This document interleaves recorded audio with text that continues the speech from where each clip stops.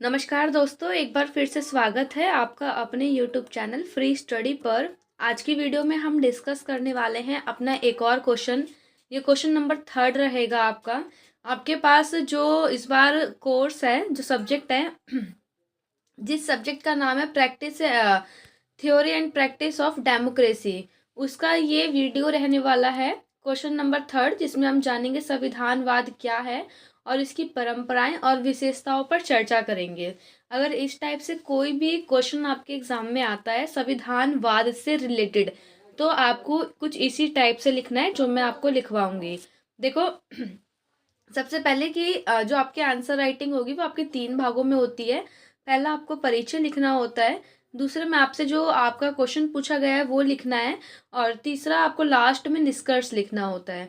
तो इस वीडियो के माध्यम से हम पहले तो इसका आंसर जानेंगे और समझेंगे भी। ऐसा नहीं कि सिर्फ आंसर आंसर समझेंगे कि आपको इसके अंदर लिखना क्या है, ताकि आप पेपर में कुछ चीज़ें बना करके लिख सको।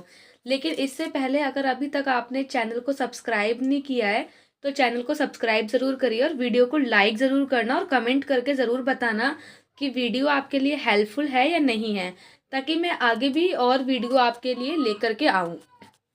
तो देखो, आपको लिखना है संविधानवाद क्या है। सबसे पहले आप तो नए बच्चे हो तो आपको नहीं मालूम होगा। एक चीज़ याद रखना, जिस भी शब्द के पीछे वाद जुड़ जाए उसका मतलब है कि वो एक विचारधारा है। जैसे गांधीवाद, समाजवाद, सुना होगा आपने, साम्यवाद, ऐसे ही है संविधानवाद। तो संविधानवाद क्या है? एक ऐसी विचारधारा है जो संविधान को एक देश के शासन के लिए मूलभूत दिशा निर्देश के रूप में मानती है। यानी कि एक ऐसी विचारधारा है, उसमें हमें ये बताया गया है कि हमारा देश कैसे चलेगा, उसके लिए हमें डायरेक्शन दी है। मतलब मेन जो डायरेक्शन होती है वो दी गई है। यह विचारधारा सुनिश्चित करती है कि सरकार की शक्तियां कैसी होंगी, सीमित है या असीमित है।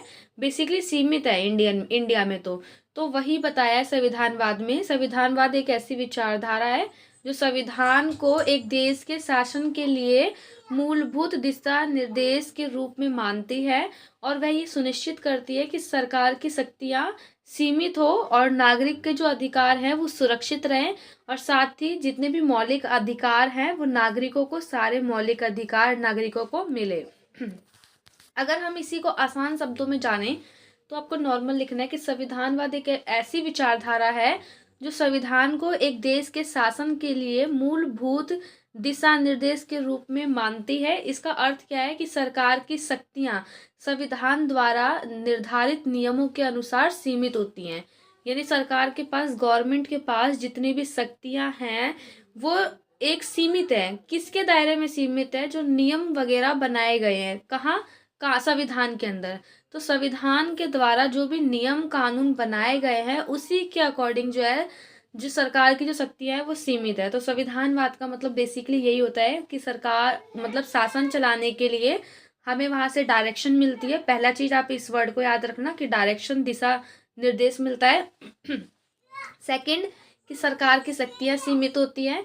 तीसरा, कि जो नागरिकों के जो अधिकार हैं वो सुरक्षित या संरक्षित रहते हैं।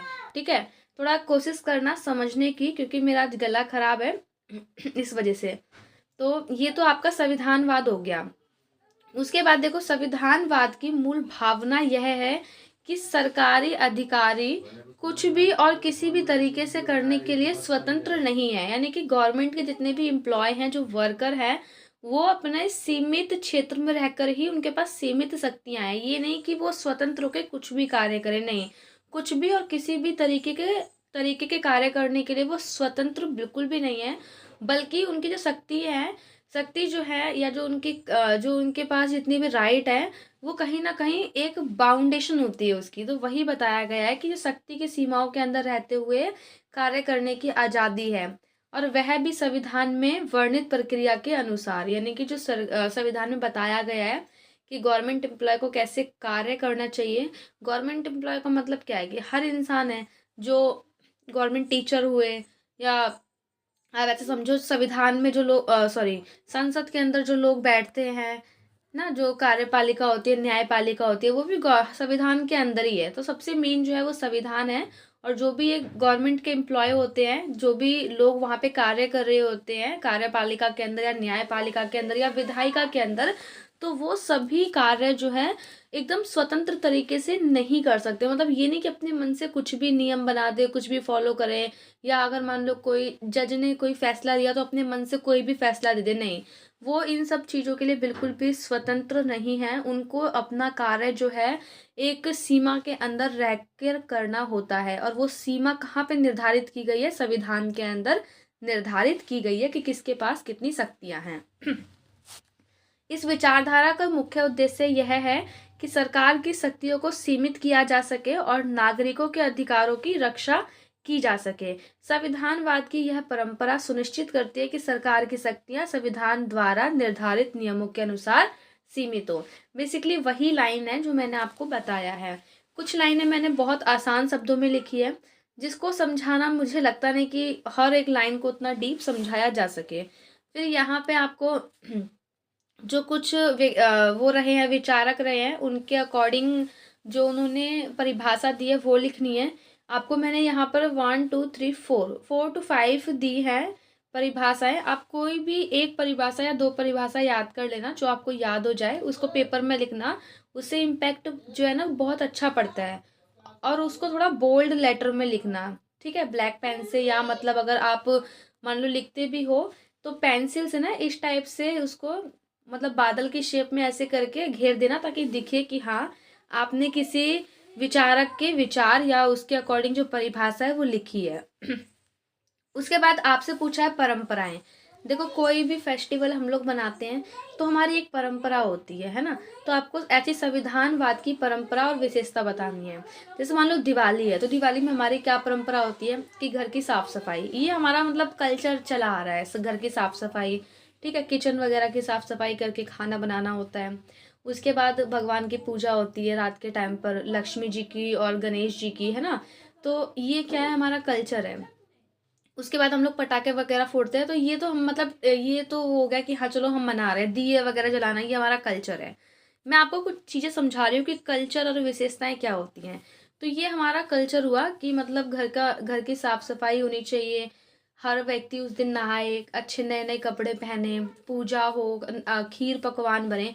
तो ये कल्चर हो गया अपना, जो हम लोग स्टार्टिंग से दादी नानी सब लोग इस चीज़ को फॉलो करते हैं, तो आज हम भी, हमारे पेरेंट्स भी उस चीज़ को फॉलो करें। तो ये हो गई परंपरा, ठीक है।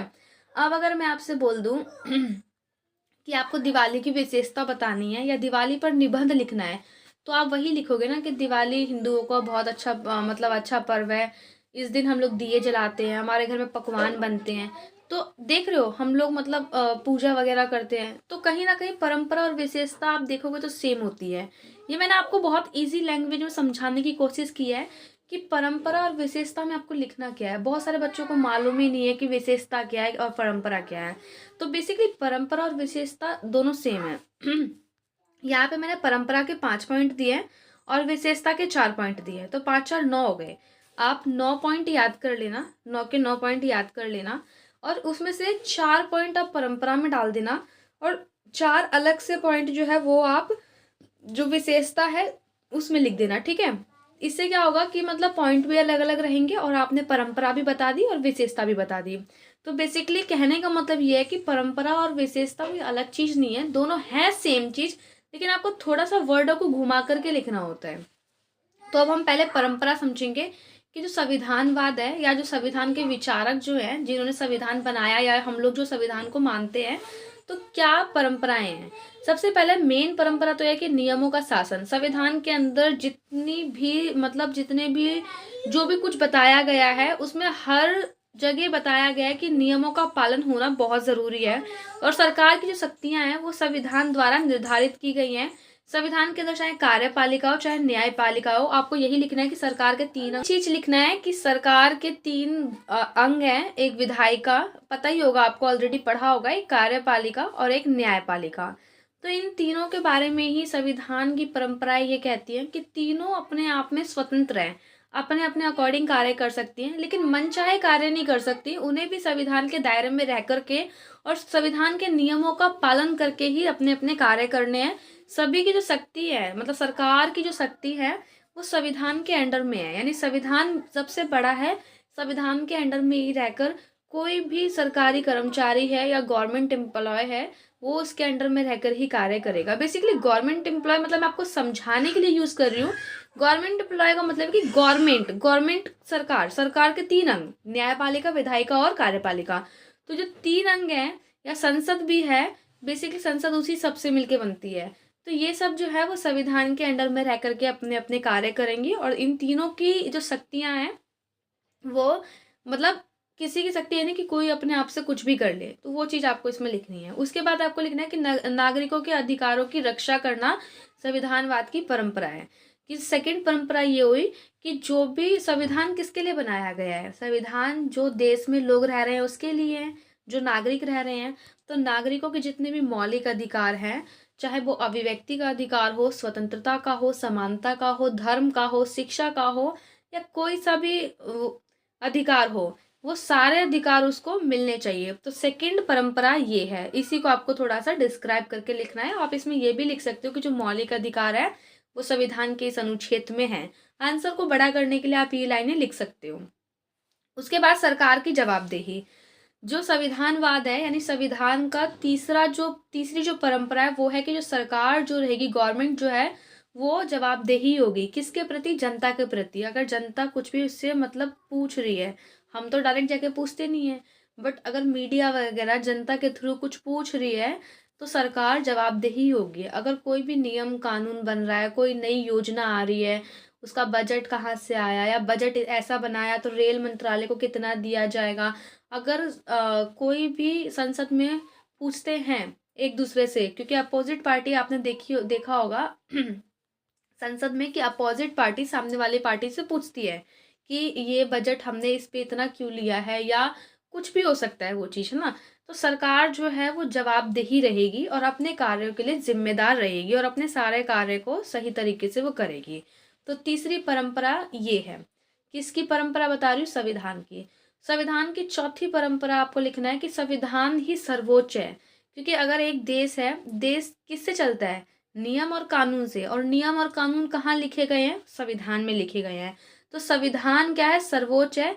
संविधान देश का सर्वोच्च कानून है, और सभी कानून और सरकारी कार्य संविधान के अनुसार ही होंगे, वही चीज है। उसके बाद आपको न्यायपालिका की स्वतंत्रता लिखनी है कि अगली जो परंपरा है वो ये कहती है कि न्यायपालिका स्वतंत्र हो और सरकार में हस्तक्षेप ना करे, और गवर्नमेंट भी न्यायपालिका के कार्यों में हस्तक्षेप ना करे, और न्यायपालिका भी गवर्नमेंट के जो कार्य है या जो गवर्नमेंट की नीतियां है उसमें बिना फालतू में हस्तक्षेप ना करें। दोनों एक दूसरे से फ्री रह के काम करें। जैसे अभी के टाइम पे मान लो पीएम मोदी हैं, और जैसे कोर्ट वगैरह है, तो ऐसा नहीं है कि कोर्ट वगैरह कोई भी अगर निर्णय ले रही है तो वो इनके दबाव में आके ले रही है, या कोई निर्णय ले लिया तो बीच में जाके कोई बीजेपी की सरकार का कोई भी पूछे कि आपने ये क्यों किया। तो इन दोनों के बीच में हस्तक्षेप नहीं होना चाहिए, सरकार के और कोर्ट के बीच में। और यही बेसिकली विशेषता है।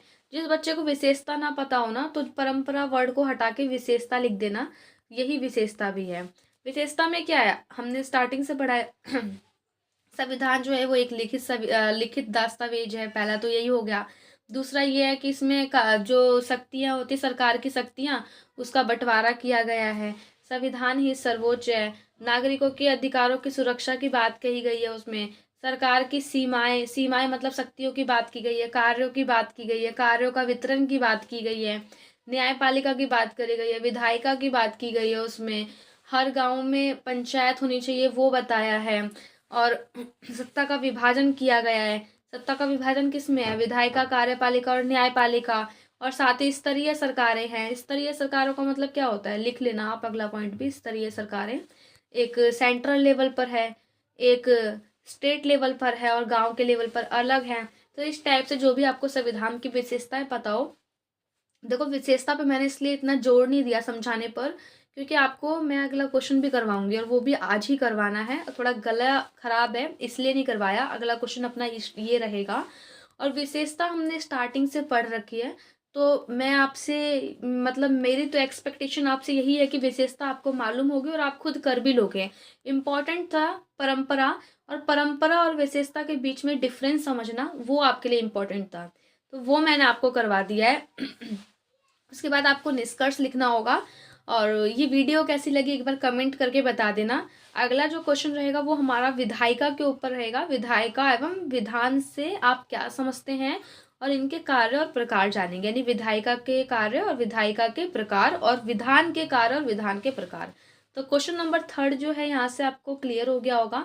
टोटल में भी शायद 10 क्वेश्चन आते हैं जिसमें से 5 क्वेश्चन करने होते हैं, या अगर 8 क्वेश्चन आएंगे तो 4 क्वेश्चन करने होंगे। ठीक है, तो वो मैं आपको नेक्स्ट वीडियो में कंफर्म करके बता दूंगी। एक बार वीडियो को लाइक और मेरी मेहनत के लिए सब्सक्राइब ज़रूर करना। मिलते हैं नेक्स्ट वीडियो में, तब तक के लिए जय हिंद जय भारत।